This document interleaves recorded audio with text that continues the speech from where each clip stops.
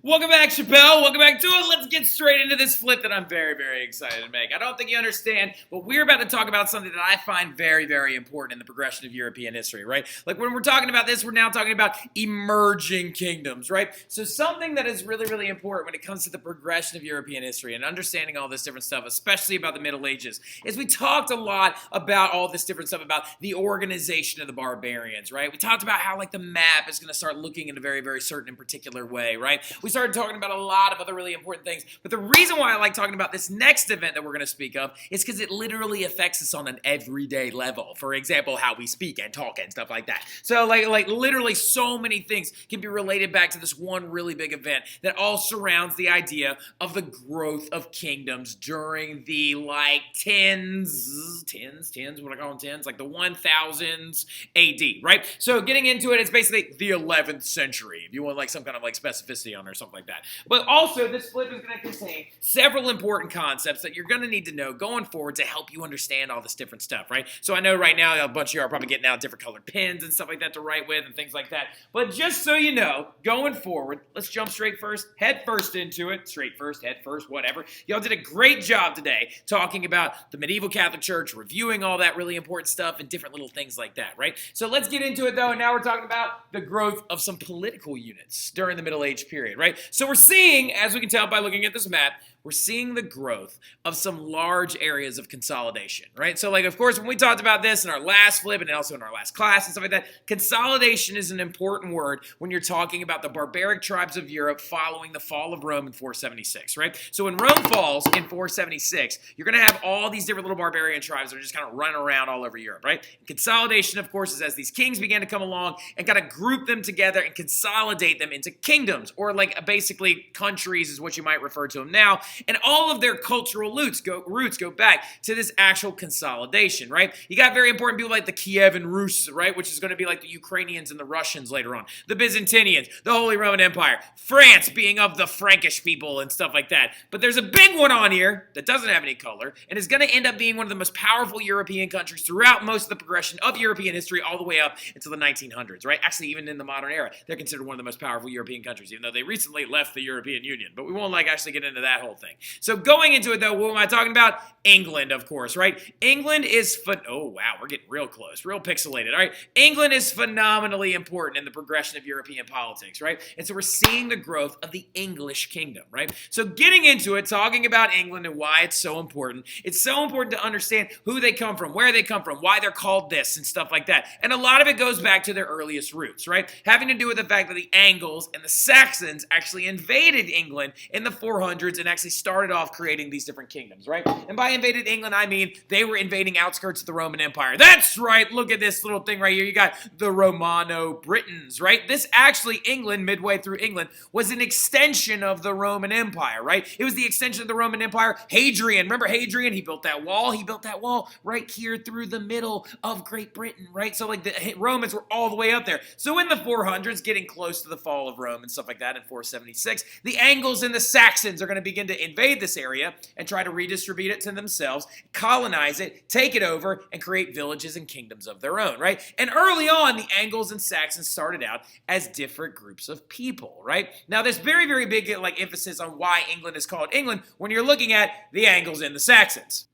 So jumping over here to my board real quick, let's go ahead and talk about why it's really important to know about the Angles and the Saxons and the barbarians that settled this area, right? Well, the thing about it is when you're looking at their language, right? The Angles and the land of the Angles, right? The thing about it is where they settled in this big island. Romans and, of course, other barbarians are going to refer to this place, this island above what is now modern-day France, as a place that was the land of the Angles, right? So here's the other interesting little thing about it as well. The land of the Angles, right? And when I say Angles, I mean the group of people known as the Angles. Not like, you know, like an acute one or an obtuse one or like, oh my gosh, you're so right? Like not Angles like that, but Angles as a group of people, right? And if none of y'all laughed at my little dad joke about Angles, I'm really upset. All right, so like now, but getting into it though, you also have to understand that later on, as time grew, and when the Angles and Saxons began to get together and they turned into Anglo-Saxons, they started rewriting this with a merging of their languages, right? And they started referring to it as Angle. There we go. Angle. There we go. land, or Angleland, right? So the Saxons had a very, very funky way of writing this actual one particular letter in their language, right? And it actually has an A and an E together. So what's going to end up happening over time, just like Clovis turned into the name Louis, when they dropped the V and dropped the C and turned the V into a U, they're going to turn this from Angleland into what is now known as modern day England, right? So the idea of the name and the culture of this place literally goes all the way back to their earliest barbarian foundings. Thank you, Board Mr. Terry. I really, really appreciate you going over there and actually explaining that stuff to the people. But the other big thing about it, though, is each of them are going to have their own laws and customs eventually. And who is going to be the person that comes along and unites them together into this concept of Anglo-Saxon, rather than being Angles and Saxons? Because as you can tell when we're looking at this map, the Angles and the Saxons came from different regions of what would now be known as the modern-day Holy Roman Empire. They're going to show up through this way, invade these two areas, and they actually started out having their own different rulers. The Angles had a ruler and the Saxons had a ruler. But then this guy came along, right? And his name was Alfred the Great, right? Alfred the Great shows up, and he is going to be the English person that comes along and unites the Angles and Saxons together in about the 9th century BC. He's kind of like the Clovis of all the English leaders, right? As we know, Clovis shows up in around like the 500s, like right after the fall of Rome and stuff like that, and he creates the Frankish kingdom and stuff like that. Isn't that right? Yep, good stuff. Appreciate you. And then going into it, though, Alfred the Great is going to be like the English version of that kind of leader, right? He comes along and he unites the Angles and the Saxons together, creating basically what you would refer to as Anglo-Saxons. And he began to refer to himself as King of the Angles, right? Or King of the Anglo-Saxons. And later on, it would turn into the King of England, right? He's considered one of the first and most prominent kings of England. Probably also arguably considered the very first King of England, period, right? So Alfred the Great, when he shows up, and it's not really the King of England, but the King of the Britons, and there was this other woman, and like, we're not getting into that right now. But like, so Alfred the Great, the English Clovis himself, shows up, unites the nobles and land together under him to stop a series of Viking invasions, right? So something that you need to understand about England and where it's located. It's very, very close by Scandinavia, which is the Norwegians, or like Norway, Sweden, Denmark, all that area. That's where the Vikings are from. And as we know, Vikings led massive sets of raids and are occasionally looking to expand their land holdings. And so they were actually invading different areas around the British Isles and stuff like that. Well, Alfred the Great is going to bring all of them together, reinforce feudalism, and keep them safe from these Viking invasions, and it's going to become referred to as the King of the English, right? So looking at this, though, there are going to be two massive effects of Alfred the Great. You're going to see the solidification of feudalism, so you're going to see feudalism grow rapidly in England, and the other big thing that you're going to see is the permanent union between the Angles and the Saxons after Alfred the Great, leading to the culture of the English, right? So you're going to see also, though, write this down, a strong English monarch, right? You're going to see England grow the way that many of the other countries throughout Europe are going to grow. They're going to actually turn towards a monarch or a king that is supposed to lead them, right? So the thing about it is, though, is Alfred the Great's family comes to power. And they rule for several hundred years, right? And one of their most famous rulers is actually going to start a very large chain of events that will actually send England on a trajectory that will lead us to what we are now, right? And so when I say what we are, I'm basically talking about like how I'm speaking and stuff like that, okay? So the interesting little fact of the matter is, as I showed you earlier when we were looking at Land of the Angles and Angleland and how like Saxon writing had a weird A with like an E merged together and stuff like that, they spoke a very, very different language.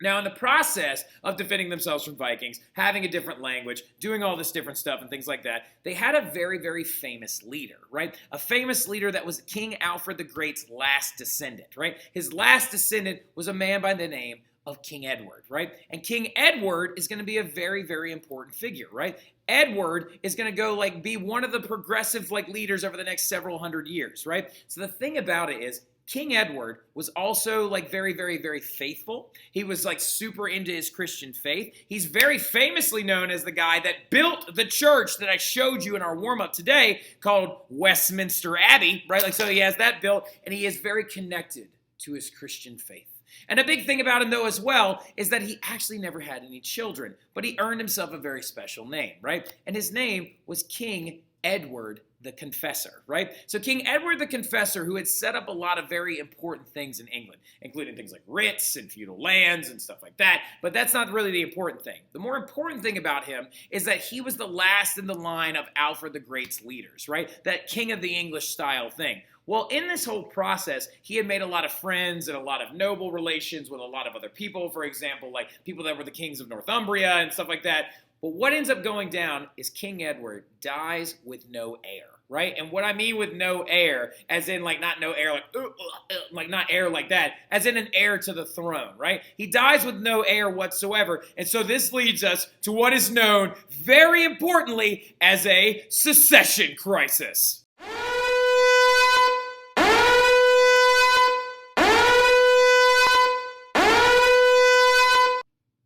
Yeah, I know. It's super, super important. Let's jump back over to the board real quick and we'll explain what a secession crisis is. All right, so let's chat about a secession crisis, shall we? So the big thing about secession crisis is, first of all, we need to make sure we spell this correctly, right? It's S-E-C...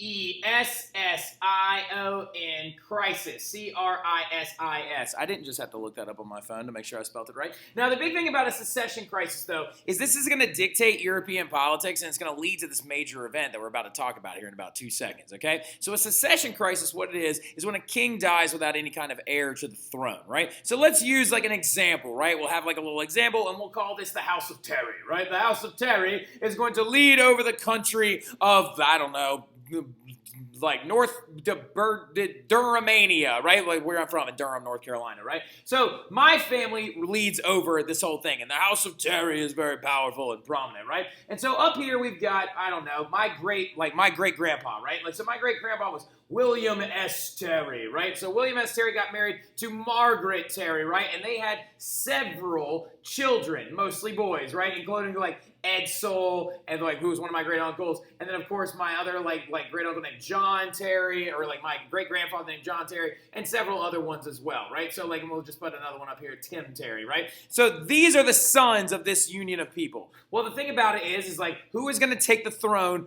first in a secession line? Well, once William dies and is no longer the king of this new country, Edsel takes it over first because he is actually the like eldest son. But let's say hypothetically he died before he actually became like king, right? So John Terry took it over, okay? Well, there's a very important little next line that's going to be going on. If he becomes the king, gets married to a woman named like Maggie Terry, which is going to be my my grandma, they get married together, and then they had kids as well. They had 4 boys, my dad and his uncles, right? Roland, Harold, Tim, and Davis, right? So now, really quickly, this guy, no longer a part of the secession line anymore, because the children of John and Maggie are now going to become the next line of heirs, right? So this is all very, very dense stuff, but it's the process of secession when it comes to kings and ruling powers of Europe, right? So the thing about it is the oldest, again, is Roland, right here, my dad, who gets married to Sandy Terry, my very, very sweet mom, right?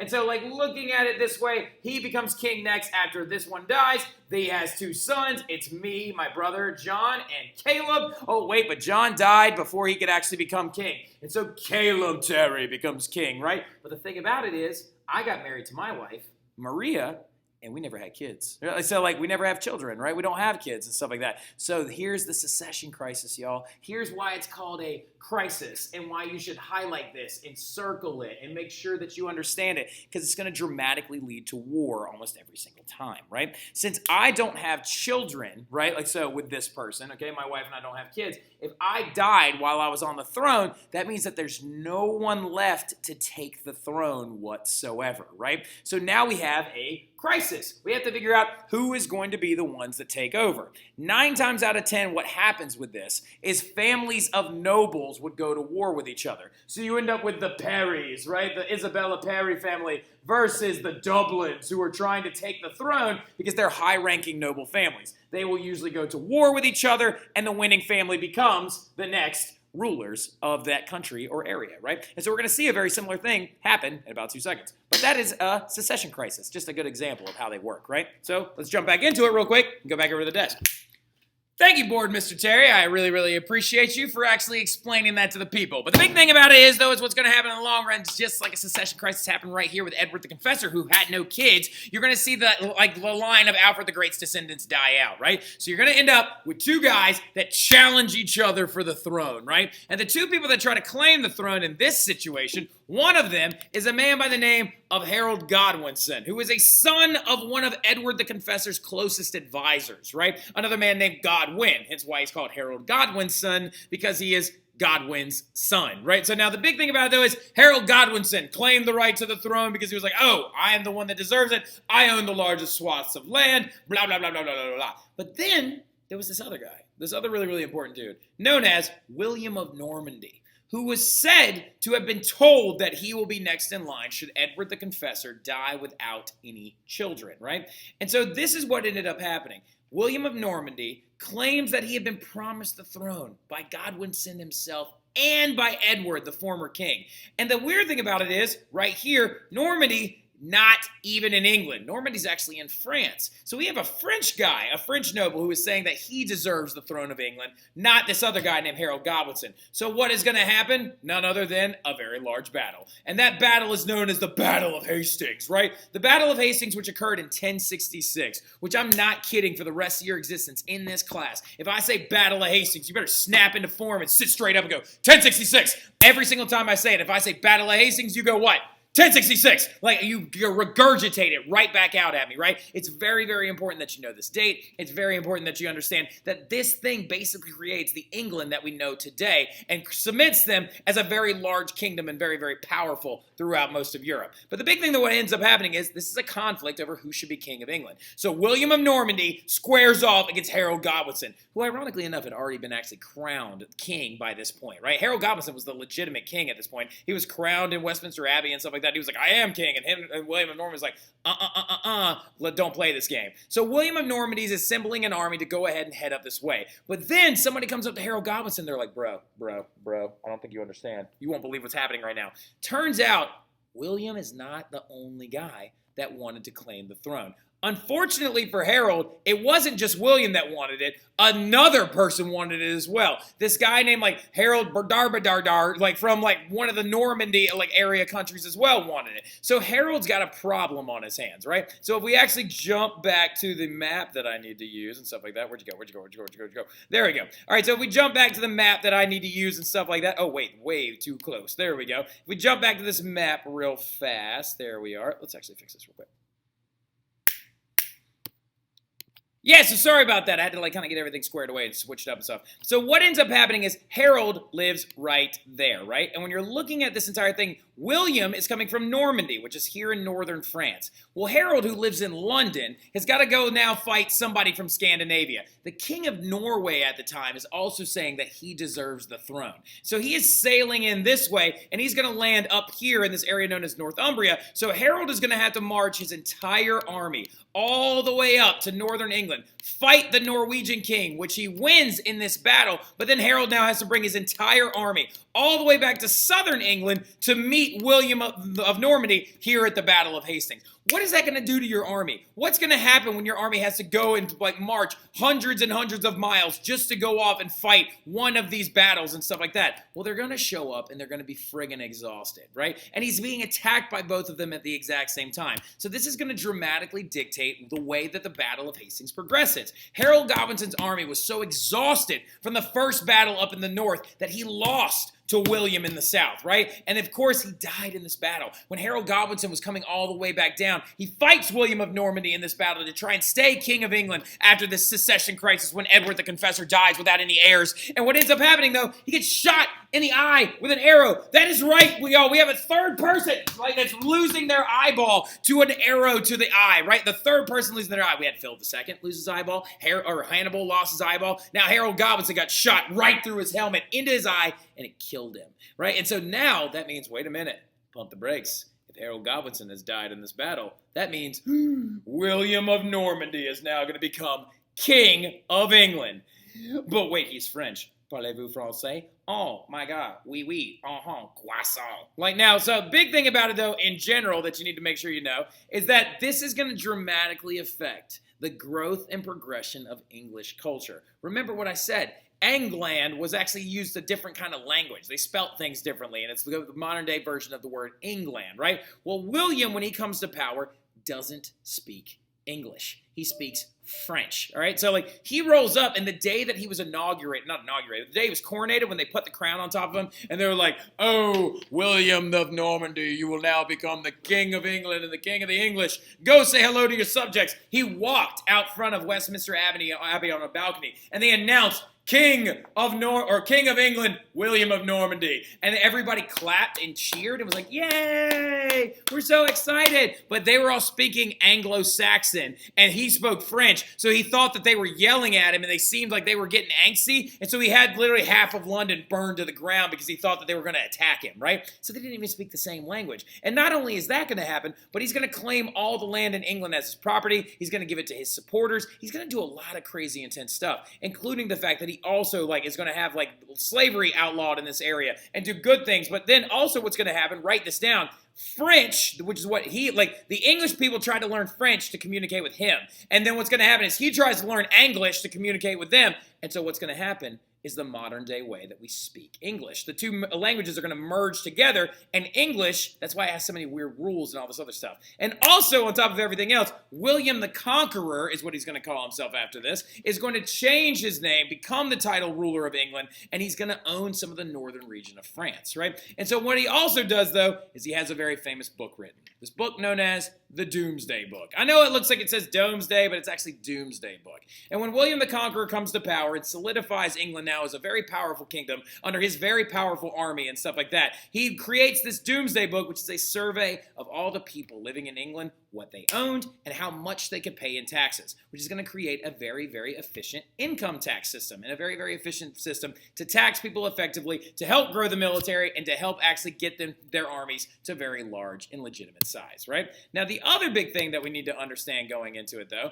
is that happened in 1066. And now when we go into class, in our next class period, we're going to start talking about these things known as the Crusades, which are going to begin in 1099, right? Which is going to be coming right off the heels of this. So 30 years, about 33 years after England becomes a country under William of Normandy, and the French language and the English language merge together, and all this different crazy stuff starts happening, and he has the Doomsday Book written, and basically you see a very, very new England that's not Scandinavian whatsoever, and creates them more as like a continental power rather than actually being like Viking culture. That's going to be very important. But 33 years later in 1099, the Crusades are going to begin, which is a big, big war that happened between Christians and Islamic people over the Holy Land. The Holy Land being that of Jerusalem, right? And it's going to occur during the High and Late Middle Ages. But a big thing that we're going to take time in our next class to talk about is outlining what the Crusades about. And we're also going to talk a little bit about Islam before we talk about the Crusades, because I think it's more important that you know something about that religion